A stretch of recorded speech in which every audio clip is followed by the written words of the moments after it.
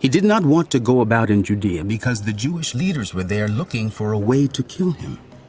But when the Jewish festival of tabernacles was near, Jesus' brothers said to him, "Leave Galilee and go to Judea, so that your disciples there may see the works you do.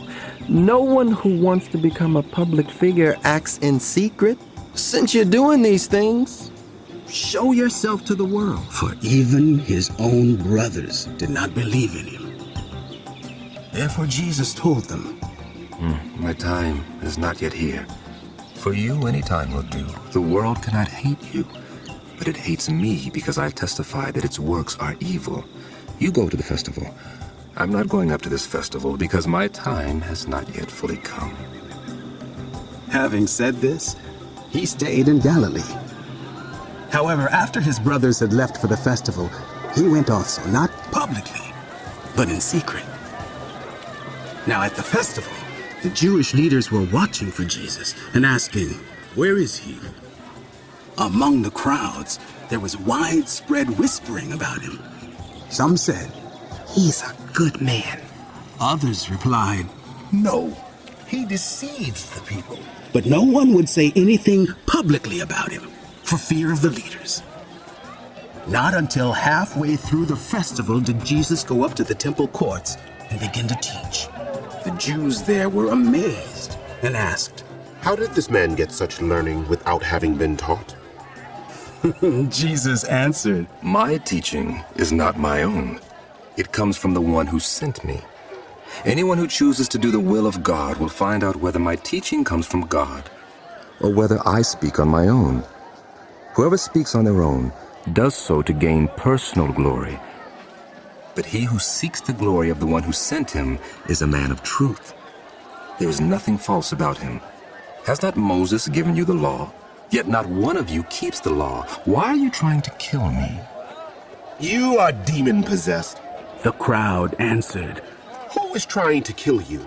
Jesus said to them, I did one miracle, and you are all amazed yet, because Moses gave you circumcision, though actually it did not come from Moses, but from the patriarchs. You circumcise a boy on the Sabbath. Now, if a boy can be circumcised on the Sabbath so that the law of Moses may not be broken, why are you angry with me for healing a man's whole body on the Sabbath? Stop judging by mere appearances, but instead judge correctly. At that point, some of the people of Jerusalem began to ask, Isn't this the man they are trying to kill? Here he is speaking publicly, and they are not saying a word to him. Have the authorities really concluded that he is the Messiah? But we know where this man is from. When the Messiah comes, no one will know where he is from. Then Jesus, still teaching in the temple courts, cried out, Yes, you know me, and you know where I am from. I am not here on my own authority, but he who sent me is true. You do not know him, but I know him because I am from him, and he sent me. At this they tried to seize him, but no one laid a hand on him because his hour had not yet come. Still, many in the crowd put their faith in him. They said, When the Messiah comes, will he perform more signs than this man? The Pharisees heard the crowd whispering such things about him. Then the chief priests and the Pharisees sent temple guards to arrest him. Jesus said, I am with you for only a short time, and then I go to the one who sent me. You will look for me, but you will not find me, and where I am, you cannot come. The Jews said to one another, Where does this man intend to go that we cannot find him? Will he go where our people live, scattered among the Greeks, and teach the Greeks? What did he mean when he said, "You will look for me, but you will not find me"? And where I am, you cannot come.